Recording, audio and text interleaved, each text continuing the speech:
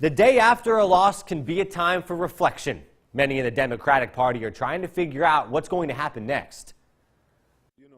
Leeroy Brooks is among them. He's a longtime Democrat, a delegate to the Democratic National Convention. He's a supervisor here in Lowndes County. He says there's some work to do. I think we're going to have to figure out how do the Democratic Party appeal to Southern whites. We hadn't done well with Southern whites for a number of years. It's possible. And then we've got to kind of look at some of the issues that our platform issues. The Democratic Party will probably have to rebuild. I don't think, because we lost the presidential election, that the party is going to come loose at the seam. There was some division a year ago when Bernie Sanders was making a push. You know, one of the interesting things I noticed at the Democratic National Convention was that Bernie Sanders people, a lot of them were kind of anti-Hillary Clinton. I think Bernie Sanders stayed around too long.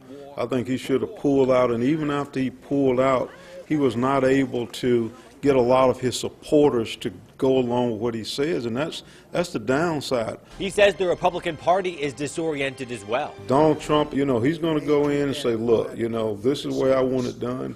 You've got traditional Republicans who are going to be looking at their future. So I think you're going to have confusion with them.